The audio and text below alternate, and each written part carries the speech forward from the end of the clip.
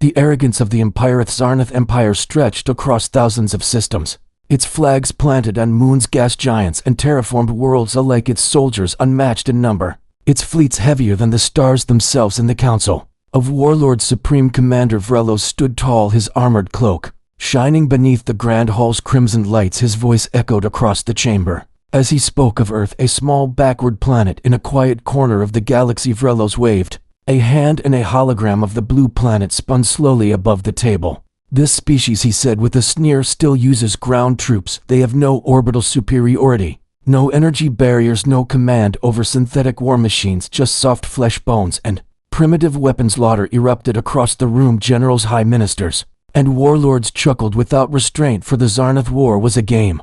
It was clean, precise, fought from above with drones, missiles, and atmospheric wipes. Ground warfare was considered savage, outdated. It was something left to species who had not evolved. But Vrelos raised a finger to silence the room. He admitted one thing: the humans had a strange pattern. Their history was soaked in blood, civil wars, world wars, colonies rising and falling, every inch of their progress paved through conflict. What kind of species evolves like that, he wondered aloud, but he dismissed the thought as irrelevant. After all, no species, however warlike, could stand against the might of the Zarnath invasion. Was approved. Earth was declared a target of cleansing.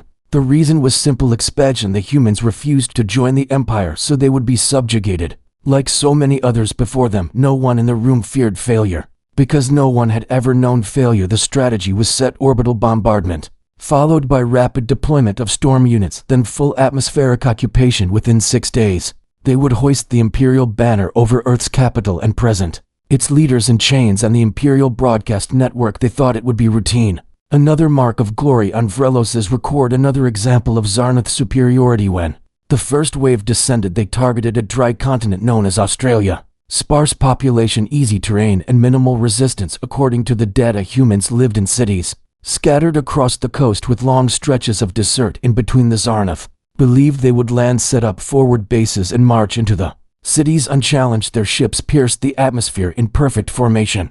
Hundreds of dropships landed, kicking up dust as armored troops stepped onto the soil. Scanners showed no immediate threat. The troops marched out, searching for resistance, and finding none. At first it was quiet, then everything began to change, and by one, the patrols reported interference. Their comms went dead. Vehicles refused to start. Sensors malfunctioned in strange ways. The air was too dry, the heat unbearable. Their energy rifles began to overheat. Dust clogged their armor joints.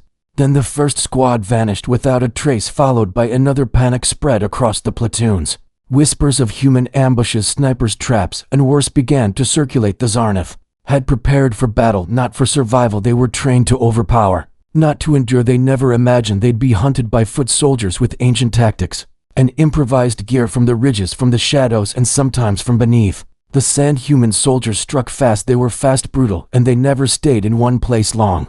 They used the land as a weapon. They fought without rules, without fear, and always with deadly purpose. Their faces painted, their eyes focused, and their movements sharp, as if they were part of the land itself. The Zarnath were equipped with advanced targeting systems, but they couldn't even see their enemy before it was too late. Within 2 days, half the battalion had been lost. No reinforcements could land without being blown out of the sky. The skies, once clear, now filled with flak and decoys that confused sensors and threw ships into storms of confusion.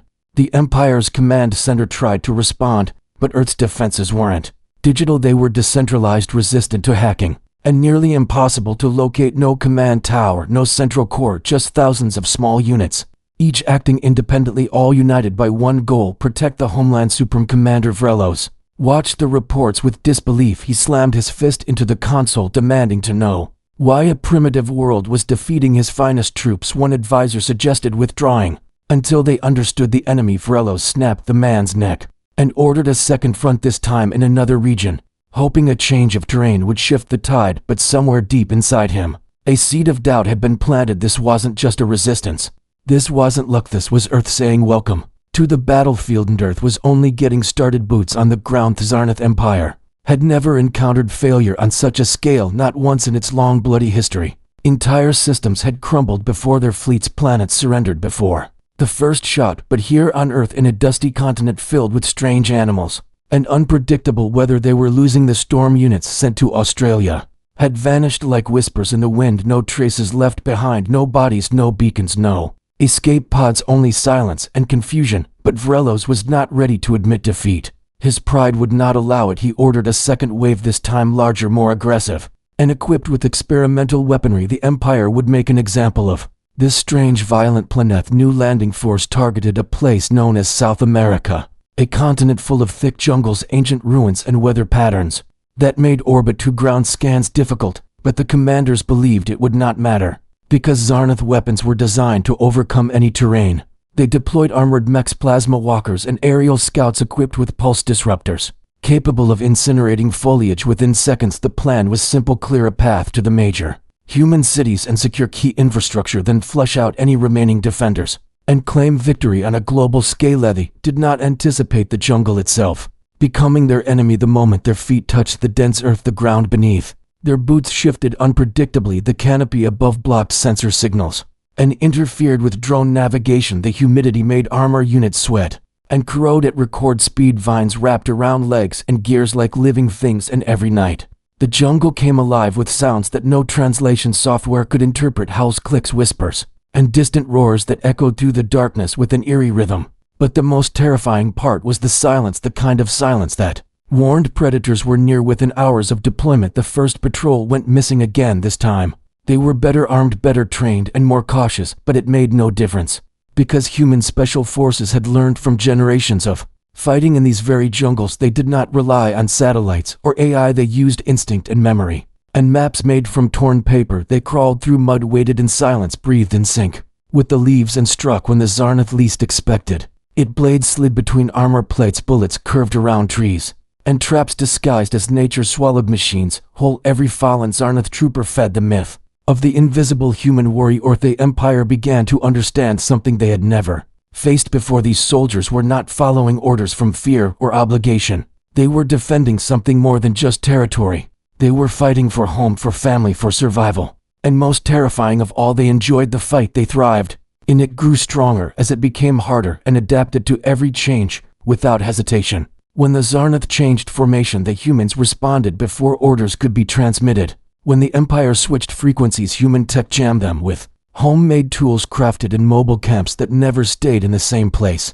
Twishion, Zarnath captain, recorded his final message as his transport was torn apart by an unseen explosion. He said, "They fight like ghosts. They do not fear death. They smile when they are wounded." I saw one carry his friend across a minefield with both legs bleeding, and he still kept his rifle pointed forward. If we had soldiers like that, the galaxy would already belong to us. Emperor back on the throne world ordered his generals to send a third wave, this time focused on urban conquest. The logic was that jungles were unpredictable, but cities were designed structures, predictable geometry, and fixed points of conflict. The humans could not turn concrete into a weapon. Could they hide in light and steel and glass? Vrelos needed a win, something to show the Empire that Earth was not cursed, that the war machine still worked, that superiority could still crush willpower. But what Vrelos did not understand was that for humans the city was just another battlefield, and every street, every alley, and every broken window was a weapon waiting to be used. Because when you push humanity to the edge, when you invade their homes and threaten their people, they do not just fight back, they evolve, and that evolution was coming next. The jungle cries. Human Zarnath Empire had faced many enemies across the stars: insectoid swarms, machine civilizations, even species with psychic abilities, but nothing had prepared them for Earth, and especially not the dark green lungs of South America. The Empire thought the jungle was just a place, just another environment to be conquered, mapped, and crushed under mechanical legs. But the jungle was alive, and worse than that, it had chosen a side. It breathed with the rhythm of the human fighters who moved through it as if born from its soil. The Zarnath believed they could outnumber, outgun, and outlast any resistance, but their logic failed them, because in this war logic meant nothing. In the deep jungle, human soldiers were not just warriors, they were predators trained in rain and mud to fight without noise, without fear, without leaving a single footprint. They did not move in squads, they moved in shadows. One man could wipe out a dozen Zarnath if he chose the right time and place. They waited in trees with cold eyes and steady hands, their bodies covered in patterns of mud and leaf, their weapons old but deadly, each bullet carrying the will of a species that had never accepted defeat. Zarnath walkers meant to flatten the forest were ambushed within minutes of deployment, their legs tangled in roots that had been sabotaged, their fuel lines cut by wires so thin only a human hand could tie them. Their pilots burned alive as fire spread through cockpit vents filled with resin and oil. One walker screamed into comms for help, and the last thing they saw was a flare lighting up the sky, followed by silence. The jungle returned to stillness, and the trees closed over the wreckage like a Gravino. Prisoners were taken, not because the humans were cruel, but because they knew the jungle left no second chances. They knew that mercy would only delay the next invasion, so they fought with finality. And when they did capture a Zarnath soldier, it was only to extract information, not through torture, but through quiet pressure, through showing them what the Empire could never understand: unity, sacrifice, brotherhood. When one human fell, 5 more appeared from the mist to carry him away, not one left behind, never a corpse for the vultures, always buried with honor. Even in the middle of hell, Zarnath soon realized that fear had infected their ranks. Soldiers began refusing orders, pretending sickness, malfunctioning equipment, all to avoid being deployed into the green nightmare. Their commanders tried threats and executions, but the fear only grew. They started to call the jungle cursed, forbidden, sacred. Even the most loyal soldiers whispered stories of human demons, creatures who could melt into leaves, whose eyes glowed red, and who never needed sleep. Stories that were not far from truth, because what they were facing was not a regular army. It was a breed of fighters, shaped by centuries of war on every type of terrain, and refined by pain and purpose. Young units sent to secure an ancient ruin vanished completely. Their final transmission showed them laughing and posing beside a crumbled statue. Before it cut to static, their beacon stayed in one place, unmoving, and when a drone was sent to investigate, it found nothing: no bodies, no equipment, just words carved into stone in a language the Empire could not read. Later translated, it read, "This is our land, you are not welcome here." The message was simple and final. Zarnath Empire, known for its brutality and pride, started to lose more than battles. It began losing belief. Its soldiers stopped trusting their tech, their leaders, their own instincts. Every noise became a threat, every tree a possible death sentence, and in that fear humans thrived, because they were not just fighting for territory. They were fighting to protect something sacred, something the Empire could never touch and would never understand. Reports reached Vrelos that even the elite storm units had gone silent, that the few survivors refused to speak and only stared into nothing, their minds broken not by weapons, but by the soundless, precise terror of being hunted by those who refused to be conquered. The Emperor demanded answers and received only warnings: pull back or face annihilation. But pride kept the war machine turning, and so Vrelos did not retreat. He redirected forces to a new front, hoping the cold structure of a city would turn. The Tadeh had no idea that in the cities humans were not hiding, they were waiting. Gurban Nightmaresh. Zarnath Empire shifted its strategy for the third time, this time aiming to strike the heart of Earth through its towering cities, cold steel and structured streets, where they believed chaos could be controlled and corners could be predicted. Supreme Commander Vrelos ordered a massive deployment into a region known as North America, targeting a sprawling metropolis called New York City. He believed the human advantage would finally break. Inside glass walls and paved roads, he believed humans could not turn cities into jungles. But he was wrong again, and this time he would understand why humans do not need trees to become predators. They only need purpose. The first wave of dropships descended like iron rain onto rooftops, bridges, and empty highways. The Zarnath troops moved quickly through the open streets, their scanners detecting no resistance. At first, buildings stood tall but silent, cars abandoned, subways frozen and eerie. Quiet. It felt too easy, and that unease crept into the bones of the invaders. No humans in sight, no barricades, no gunfire, nothing but shadows watching them from behind shattered windows and broken doorways. The city felt like a trap, and it waste moment the Zarnath reached Times Square, every screen lit up, not with propaganda, not with threats, but with faces, human faces, young and old, soldier and civilian, their eyes burning with fire. One message repeated in every language: we do not run, we do not bow, we do not forget. And then the city exploded into chaos. Every street corner erupted with gunfire from hidden positions, windows shattered as snipers fired from rooftops. Entire apartment buildings revealed hidden compartments where resistance fighters had been waiting, with rifles older than the Empire itself, and yet more effective than anything the invaders had ever faced. Human soldiers did not move in lines, they danced through the ruins, using smoke and mirrors and sound to confuse the Zarnath. Even the civilians joined the fight, throwing Molotovs, dropping bricks from balconies, creating diversions and setting ambushes. Children led drones through alleyways, feeding real-time footage to underground command centers. Grandmothers passed out ammunition in churches converted into safe houses. Every piece of the city, every brick became a weapon, every wall a shield, every corner a place where death could wait.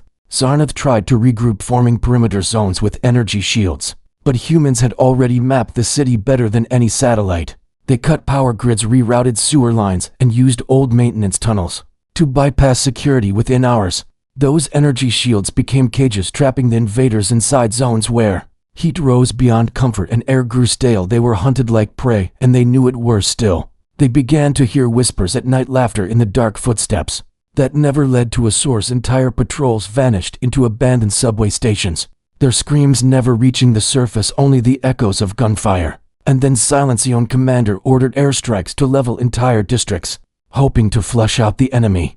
But humans had already moved, taking nothing but their weapons and leaving traps behind. Smart mines, pressure triggers, doors rigged with chemical fire, and every explosion only pushed them deeper into the underground, their movements more confident, their strikes more precise. By the third day, the city belonged not to the invaders but to the defenders, not because of superior numbers or better gear, but because they had turned survival into art and vengeance into rhythm. A captured Zarnath technician was interrogated by a group of human scouts. When asked what the Empire believed about humans, he said, "We thought you were slow, emotional, disorganized. We thought cities would be your weakness. Now we see the truth. Your cities are your weapons. You built them to be alive, to grow around you, and now they fight with you." He wept before the end, not because of pain, but because he finally understood that Earth itself was not what the Empire feared. It was the people, the humans, who refused to lose. Even when the sky burned, Vrelos watched the live feeds turn to static. One by one, his generals argued over strategies, demanded reinforcements.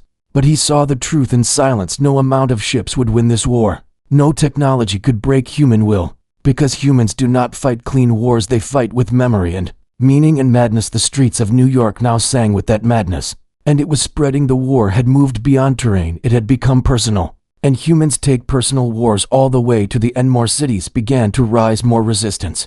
Networks awakened, and everywhere the Empire went, they were met not with armies, but with people, ordinary people who had become extraordinary through suffering and unity. They were not trained by the Empire, they were hardened by history. And Vrelos finally began to firth prisoners. Confession. The battle raged on Earth, and the Zarnath Empire was losing more than just soldiers and ground. It was losing its pride, its confidence, and most dangerously, its understanding of the enemy deep within. A human base carved into the remains of a once bustling city. A captured Zarnath officer named Threx sat chained in a small room, stripped of all his weapons and technology. His eyes darted nervously as human guards watched him closely, but it was not fear that held him. It was a crushing realization that he had been utterly wrong about humans. Threx's mind raced with memories of the battlefield, the faces of fallen comrades, and the relentless human fighters who never ceased to move forward no matter. The costume interrogators did not use harsh words or threats. They spoke calmly, asking him to explain what had gone wrong,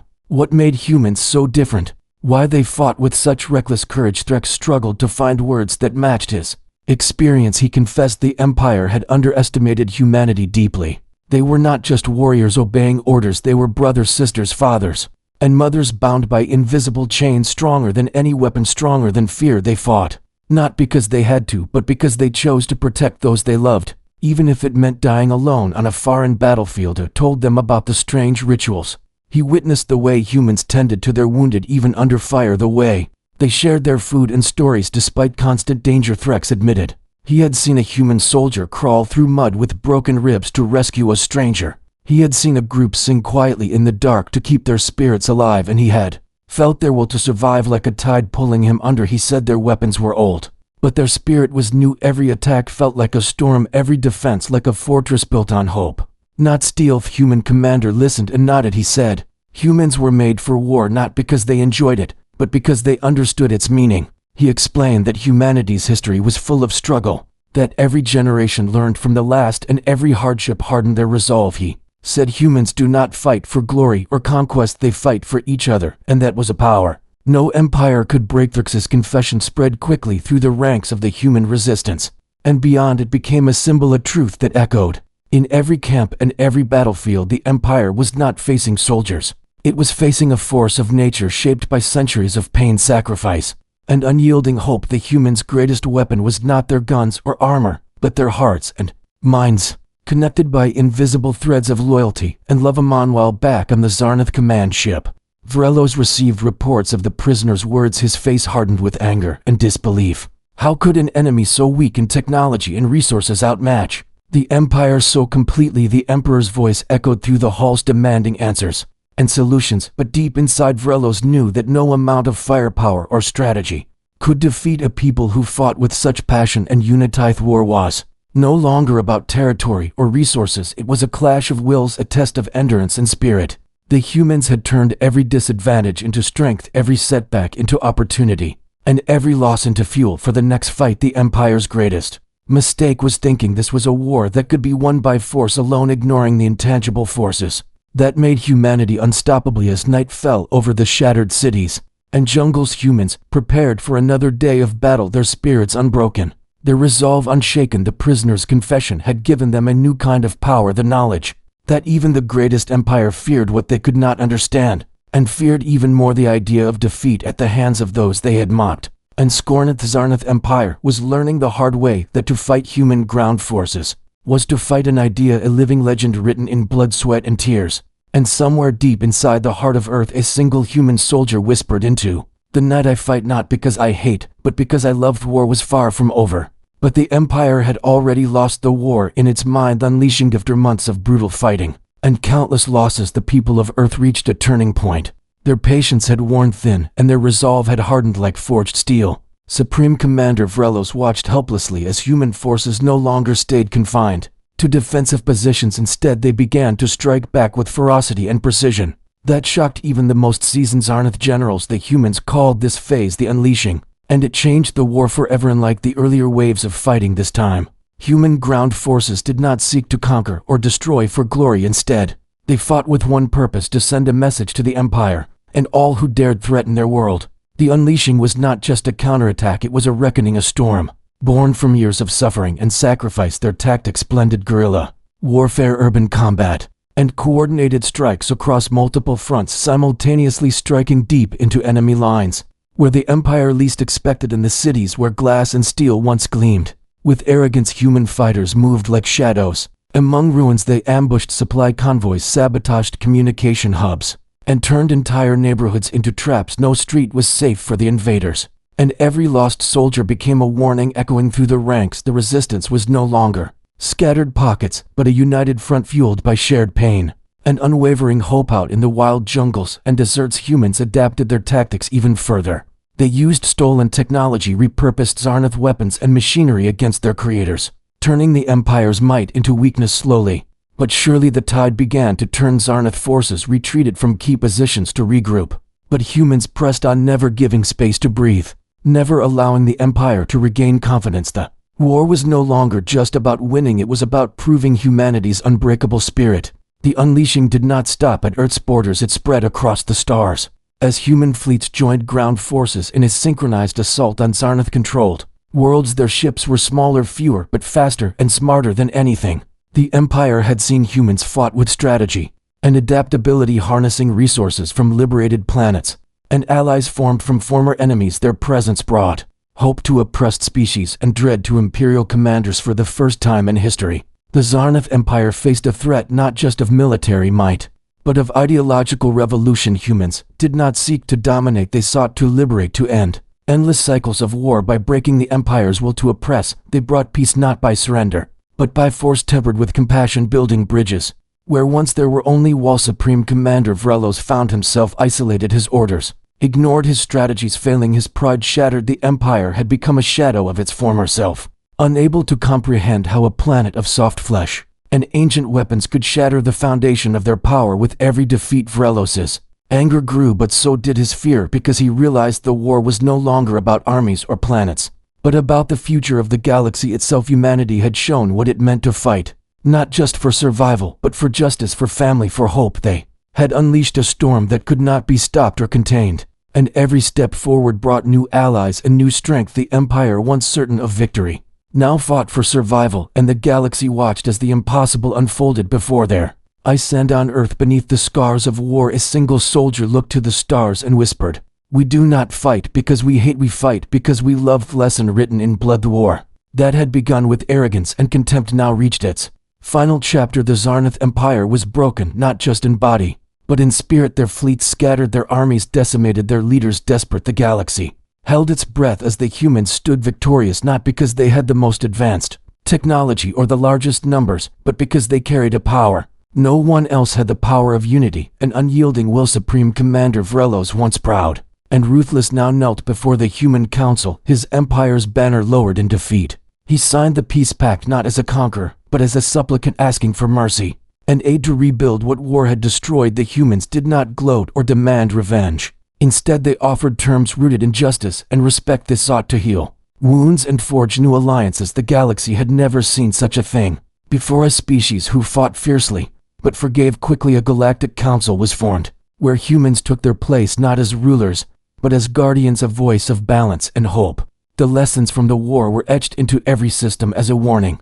and a guide: do not fight Earth's ground forces, was written on walls in every major city and space station across the stars. Do not fight them, because they do not lose, because they do not forget, and because they do not forgive. The words were simple, but carried the weight of 1,000 battles won and 1,000,000 lives lost. Empire that once believed itself unstoppable now faced a new reality, where strength was measured not by firepower but by character and compassion. Where once fear ruled, now hope blossomed, and the galaxy began to heal. The scars of war slowly fading into stories told to children about a time when Earth stood alone against impossible odds. And one deep in the quiet fields of Earth, a human soldier looked up at the stars that once held enemies and now held friends. He whispered into the night a promise, a reminder that they were made for this: not to conquer, but to protect; not to destroy, but to build; and that the greatest power was not in weapons or ships, but in the hearts of those willing to stand and fight for what was right. The war was over, but the story of humanity was just beginning. A story written in blood, sweat,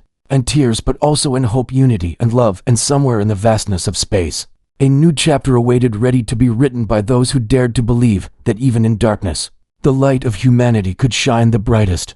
The legacy of Earth battle had ended, but its echoes remained alive in the hearts of those who had fought and those who had survived. Earth was no longer just a blue planet in a quiet corner of the galaxy. It had become a symbol of strength and hope, a testament to what determination and unity could achieve. The Zarnath Empire, once proud and cruel, now lay humbled, their ambitions shattered by a species they had underestimated. Time passed and the scars of war slowly healed, but the lessons remained clear: never underestimate the power of those who fight for their home and for each other. Humanity did not seek revenge nor domination. Instead, they chose to build bridges across the stars, sharing knowledge, technology, and compassion with those who wished for peace. Theirs was a new era, where strength was measured by courage, kindness, and the will to protect the weak, not by the number of ships or weapons, but by the size of the heart and the depth of the soul. In every corner of the galaxy, stories were told of the soldiers who fought without fear, who carried their wounded comrades through fire, who smiled in the face of death,